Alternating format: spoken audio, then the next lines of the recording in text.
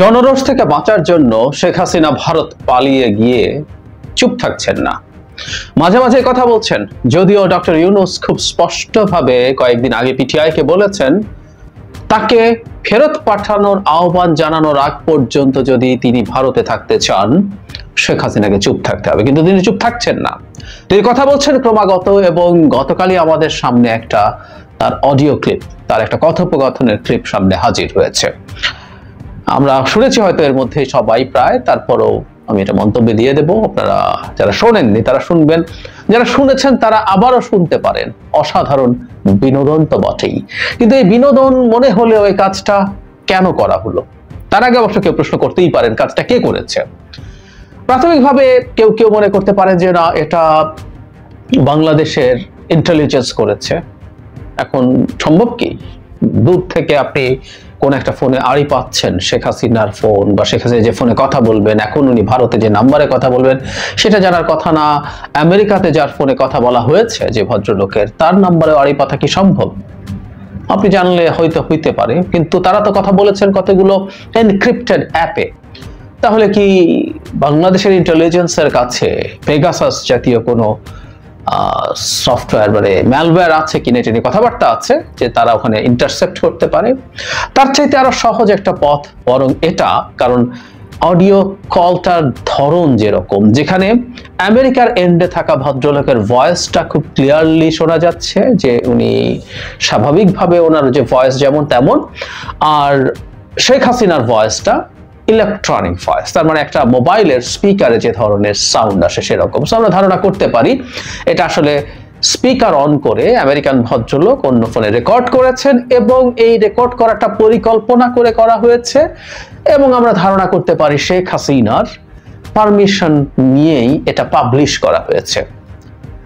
কেন সেটা মনে করছি আমরা অনেকে তাই বুঝি, কিন্তু এটা করতে গিয়ে কি তারা যা করতে চেয়েছিল তা হলো নাকি উল্টো কিছু? আমি তো মনে করি এটা সিরিয়াসলি ব্যাকফায়ার করেছে, ডিজাস্টার করেছে। পতন হওয়ার মুখেও মানুষ যেমন ভুল করে শেখ হাসিনা করছিলেন, পতনের পর এখনো মাথা ঠিক হয়নি, ফলে তারা ভুলই করে যাচ্ছে। আই রিপিট, এটা দিয়ে যে পারপাস তারা সার্ভ করতে চেয়েছিলেন সেটা আরো বেশি ধাক্কা খেলো, উল্টো হয়ে গেল, আরো খারাপ হলো। তবে একটা খুব পরিহাসের ব্যাপার হচ্ছে, ভেরি ইন্টারেস্টিং, মানে শেখ হাসিনা এখন বিদেশে ধর্ণা দেওয়ার মতো কথা বলছেন। আমেরিকার নির্বাচন নিয়ে আলাপ এসেছিল, এখানে আমেরিকা থাকা ভদ্রলোক বলছেন তিনি মনে করেন এবার রিপাবলিকানরা আসবে, ট্রাম্প আসলেই তাদের জন্য বিরাট সুবিধা হবে। তার ব্যাখ্যা হচ্ছে আমেরিকানরা নারীদেরকে পছন্দ করবেন ইত্যাদি। তো এই আলোচনায় ঢুকছি না, কিন্তু শেখ হাসিনা বলছেন যেই ক্ষমতায় আসুক তাদের সাথে যোগাযোগ রাখতে হবে যেন ভবিষ্যতে আমাদের কাজে লাগে। এই শেখ হাসিনা কয়েকদিন আগেই, কয়েক মাস আগেই, 1.5-2 বছর থেকে কয়েক মাস আগ পর্যন্ত সকাল বিকাল আমেরিকাকে কি বিষোদগার আমেরিকাকে, এখন আমেরিকার হাত পায়ে ধরার জন্য তার দলের লোকজনকে বলছেন। শুধু সেটা না, জাতিসংঘে বারবার বলার কথা বলছেন, তার বিরুদ্ধে কতগুলো মামলা হয়েছে, পরিবারের সবাইকে মামলা দিচ্ছে, এইগুলো বলছে তারা যেন দফায় দফায় গিয়ে জাতিসংঘে উপস্থাপন করে, ব্যবস্থা করে। শুধু সেটাই না, আমেরিকান ভদ্রলোক বলছেন এগুলোকে ইংরেজিতে ট্রান্সলেট করে তারা যারা বিভিন্ন জায়গায় মুভ করে সেই পারমিশন চাচ্ছেন শেখ হাসিনা, সেটা বলছেন। এবং উনি এখন ক্ষোভ দেখাচ্ছেন শেখ হাসিনা। যারা হিউম্যান রাইটস এর কথা বলতো, যারা অপোজিশনকে স্পেস দেওয়ার কথা বলতো, তারা আজকে বলছে না কেন? আমরা হিউম্যান রাইটস এর কথা দেশে বসেও বলছি। আওয়ামী লীগ মানুষ কিনা, মানুষের জন্য হিউম্যান রাইটস, মানুষ কিনা এই আলাপ কেউ তুলতে পারে, কিন্তু তাদেরকে মানুষ ধরে নিয়ে তাদের হিউম্যান রাইটস এর কথা আমি বলছি, অনেকেই বলছেন। অপোজিশনকে স্পেস দেওয়ার কথা। Awami League party opposition party না, Awami League is no more a party. এবং তারা যে কাজ করেছে তাদের আদৌ কোনো রকম কোনো পলিটিক্যাল রাইট থাকা উচিত কিনা সেই আলাপে আমাদের সোসাইটিতে আছে। সেটার একটু সুরাহা হোক, তারপর হবে স্পেসের প্রশ্ন। কিন্তু মানবাধিকারের কথা বলা হয়, এবং যাদের কথা বলা হচ্ছে, মজাটা হচ্ছে শেখ হাসিনার মুখ দিয়ে বেরোচ্ছে কথাগুলো। আজকেও হাড়ে হাড়ে টের পাচ্ছেন হিউম্যান রাইটস কতটা ইম্পর্টেন্ট। ইনি শত শত মানুষকে বিচার বহির্ভূতভাবে হত্যা করেছেন, গুম করেছেন, হাজার হাজার মানুষকে কাস্টডিতে টর্চার করেছেন, লক্ষ লক্ষ মানুষকে গায়েবী মামলা দিয়ে হয়রানি করেছেন। তারপরও এই শেখ হাসিনা এবং তার দলের জন্য আমরা মানবাধিকারের কথা বলি। আমরা শেখ হাসিনা নই, সে কারণেই বলি। মানে শেখ হাসিনার কথা বক্তব্য যে বলছিলাম যে এটা একটা অসাধারণ কৌতুক মনে হয়। উনি বলছেন উনি চলে যাওয়ার পর দেশের অবস্থা নাকি খুব খারাপ হয়ে গেছে, মানুষ আবার দারিদ্র সীমার নিচে চলে যাচ্ছে, ব্যাংকের টাকা সব লুটে খাচ্ছে। ধরলাম আমরা লুটে খাচ্ছি, এখন খাওয়া হচ্ছে। ওনার খুব আফসোস লাগছে, আহারে উনি খেতে পারছেন না, দেশে থাকতে এই দেশটার প্রতিটা দিক যেভাবে লুটে খেয়েছেন সে খাওয়াটা আর হচ্ছে না, এখন ডক্টর ইউনূসের লোকজন লুটে খাচ্ছে, ব্যাপারটা এরকম। অথচ না, বাংলাদেশে একজন অসাধারণ গভর্নর দায়িত্ব নিয়েছেন, আহসান এইচ মনসুর, অসাধারণ ভাবে কাজ করছেন। অর্থ মন্ত্রণালয় ডক্টর সালেউদ্দিন আহমেদ অসাধারণ ভাবে কাজ করছে। এই জায়গাগুলো এই জুটি ঠিক করবে। বাংলাদেশে যে মারাত্মক ধ্বংসযজ্ঞ চালানো হয়েছে দেশের আর্থিক খাতের উপরে, তারা সেটা ফিরিয়ে আনবেন, লুটে খাওয়া দূরেই থাকুক। শেখ হাসিনার জীবনের সবচেয়ে বড় ট্র্যাজেডিও এখানে এসছে। আমি শেখ হাসিনার পতন হয়েছে এবং ডক্টর ইউনূস প্রধান উপদেষ্টা হননি, এটা হয়তো তার পিত্তি জ্বালা বলি না, পিত্তি জ্বালা একটু কম করাতো, কিছুটা হলেও কম। পতন তার পিত্তি জ্বালাতোই, কিন্তু জ্বালাটা একটু কম হতো, কিন্তু এটা ডক্টর ইউনূসের হাজির। এবং যথারীতি এখানে ডক্টর ইউনূসের প্রতি বিষোদগার, বিভৎস বিষোদগার তিনি করছেন। ডক্টর ইউনূস 26,000 কোটি না কত হাজার কোটি টাকা মানি লন্ডারিং করেছেন, ওটা দিয়েই নাকি এই যে প্যারিসে এবার থিম বেস করা হয়েছে ডক্টর ইউনূসের কনসেপ্টে, সেটা নাকি উনি টাকা পয়সা দিয়ে করেছেন। নোবেলের আগে ক্লিন্টন ফাউন্ডেশনের টাকা দিয়ে নোবেল পেয়েছেন। পরাজিতের আস্ফালন, পরাজিতের এই আস্ফালন দেখা কষ্টেরও ব্যাপার। একটা মানুষ কোন জায়গায় আছেন, অবশ্য শেখ হাসিনা যা করেছেন ওদের কষ্টের চাইতে হাসিই পায়। নানা রকম কথা বলছেন ওই ভদ্রলোক। আপা, তার আপা কতবার ডেকেছেন সে আলোচনা হচ্ছে, প্রতি বাক্যে কয়েকবার করে আপা বলতে বলতে লোকজন হিসাব বের করছে, রীতিমতো 200 না 250 না তারও বেশি আপা আপা করছেন। এবং উনি আপা আপা করতে করতে উনি ক্রমাগত শেখ হাসিনাকে, উনি যে ঠিক আছেন সেই কথাটা বলছেন, যে মানুষ নাকি আবেগে আন্দোলনে চলে গেছে, এখন বুঝতে পারছে। মানে মানুষ আন্দোলনে গেছে সেটা কিন্তু এই লোক স্বীকার করছে, এই দেশের জনগণ চলে গেছে। মনে পড়লো একটা বিখ্যাত কথা, আমি তখন আবেগ কাজ করছিল, বিবেক কাজ করেনি। তো এই লোকের কথা মতে আবেগ কাজ করেছে, বিবেক কাজ করেনি বলে চলে গেছে, এখন বিবেক কাজ করছে বলে তারা নাকি ভুল বুঝতে পারছে, কিন্তু এখনো স্বীকার করতে পারছে না, তাহলে নাকি তারা ধরবেন। কিন্তু তার উক্তির মধ্যে ওটা আছে।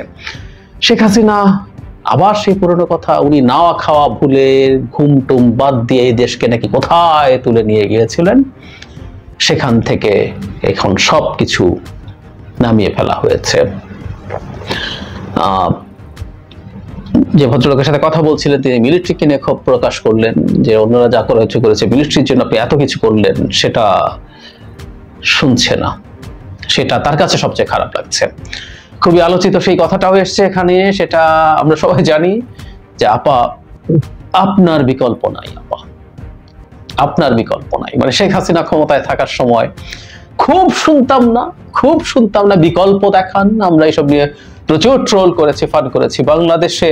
বাংলাদেশ রসাতলে গেছে না, একেবারেই না। কিছু অনিয়ম, কিছু সমস্যা আছে, তাও ওই পুরনো রোগটার বহিঃপ্রকাশ হিসাবে, প্রভাব হিসাবে আছে, এবং আমরা কাটিয়ে উঠবো। শেখ হাসিনা চলে যাওয়ার পর যখন দেশের সরকারও ছিল না, তখনও দেশ অনেক ভালো ছিল। কোনো সরকার না থাকা অবস্থাতেও, পুলিশ না থাকা অবস্থাতেও এই দেশে মানুষ নিজেদের মতো করে শান্তি শৃঙ্খলা বিরোধী কাজ করেনি, চুরি ডাকাতি করেনি। কিছু হামলার ঘটনা ঘটেছে আওয়ামী লীগের উপর, অথচ সবকিছু অরক্ষিত থাকার পরও দোকান ছিল, জুয়েলারি ছিল, দেশে বহু জায়গায় এমন মার্কেট আছে, অনেক জুয়েলারি ভেঙে চুরে সব নিয়ে গেলে কে কি করতো? করেনি। এই দেশের মানুষ ওই বিকল্প আপা চলে যাওয়ার পর প্রমাণ করে দিয়েছে কি হয়। যেটা সবচেয়ে গুরুত্বপূর্ণ এই ভিডিওর আসলে, সেটা হচ্ছে তার ফিরে আসার কথা। তিনি বলছেন এরকম, আমি কিন্তু দেশের খুব কাছাকাছি আছি, অত দূরে নাই, যাতে আমি চট করে ঢুকে যেতে পারে। চট করে বলাতে না, টুস করে কথা মনে পড়লো। নাকি টুস করে খালেদা জিয়াকে পদ্মা ব্রিজ থেকে পদ্মা নদীতে ফেলে দেবেন, ডক্টর ইউনূসকে দুবার চুবিয়ে আনবেন, তো টুসের সাথে মতো চট করে ঢুকে পড়বেন। মানে শেখ হাসিনা দেশে ঢুকে পড়বেন, মানে কি বিরাট বীর তিনি। লেজ গুটিয়ে পালিয়েছেন তিনি, তাই না? লেজ গুটিয়ে পালিয়েছেন, পালিয়ে আওয়ামী লীগের কবরে, মানে কবর পুরোপুরি দিয়ে তার উপরে পাকা টাকা করে দিয়ে চলে গেছেন যাতে আর কবর কোনোদিন খোলা না যায়। তিনি বলছেন তিনি দেশে ঢুকে পড়বেন। উনি খুব ভালো মতো জানেন দেশে ঢুকে পড়লে কি হবে, দেশে ঢুকে পড়ার কোনো কারণ নেই। কিন্তু এই কথাটা বলার কারণটা কি? এই কথা বলার তার জায়গা থেকে উদ্দেশ্য হচ্ছে to deliver this message to Awami people যে আমি যে কোনো সময় চট করে দেশে চলে আসতে পারি। আমি জানি না আওয়ামী লীগের লোকজনের মাথায়ও এত কম বুদ্ধি কিনা যে শেখ হাসিনার এই বক্তব্য তারা বিশ্বাস করবে। কোনো কারণ অন্তত আমি দেখি না, নো ওয়ে। কিন্তু উনি চাইছেন যদি একটু চাঙ্গা রাখার চেষ্টা করা, কারণ বিভিন্ন ইনস্ট্রাকশন তিনি দিচ্ছেন, বিভিন্ন জায়গায় কি করতে হবে, আইনের জন্য কি হতে, আদালতে কি করতে হবে, সংগঠনের জন্য কি করতে হবে, কবে থেকে করতে হবে, এইসব নানান কথাবার্তার নির্দেশনা দিচ্ছেন এবং সাহস দিচ্ছেন। তিনি আছেন, তিনি যে কোনো সময় ঢুকে পড়বেন। তিনি যে লেজ গুটিয়ে পালিয়েছেন, এটা করে যে উনি কি ডিজাস্টার করেছেন সেটা এখন উনি বুঝতে পেরে এটা চেষ্টা করছেন, কিন্তু এ থেকে ড্যামেজ কন্ট্রোল হবে? উত্তর হচ্ছে না। ওভারঅল এই মেসেজটার, এই ফোন কনভারসেশনটার উদ্দেশ্য একটু আওয়াজ দেয়া যে আমি আছি, যাতে মানুষজনকে কিছুটা হলেও চাঙ্গা রাখা যায়। বটম লাইন হচ্ছে যেটা বলছিলাম শুরুতে, এটা ব্যাকফায়ার করেছে বলে আমি বিশ্বাস করি। শেখ হাসিনা যখনই দেশে ঢোকার কথা বলেন, তখন তার দলের লোকজনের সামনে আসে যে সবাইকে বিপদে ফেলে দিয়ে এই ভদ্রমহিলা পালিয়ে গিয়েছিলেন। বাংলাদেশে ইন্ডিয়ান মিডিয়া এসে কথা বলে রিপোর্ট করেছে, যেটা আমিও ভিডিও করেছি, যেখানে তারা বলেছে শেষ মুহূর্ত পর্যন্ত তারা জানতেন না তিনি পালিয়ে যাচ্ছেন, সরকার ক্ষমতায় থাকছেন। এটা জানলে তারা তাদের মতো করে নিজস্ব নিরাপত্তার ব্যবস্থা করতে পারতেন। সবাইকে বিপদের মুখে ফেলে দিয়ে তিনি পালিয়েছিলেন। সেই ভদ্র মহিলা বাংলাদেশে ঢুকবেন, চট করে ঢুকবেন, এসব বলে তিনি ওই ক্ষতটা আবার উস্কে দেন তার দলের লোকজনের। সেই ক্ষতটা কোনোদিন যাবে না।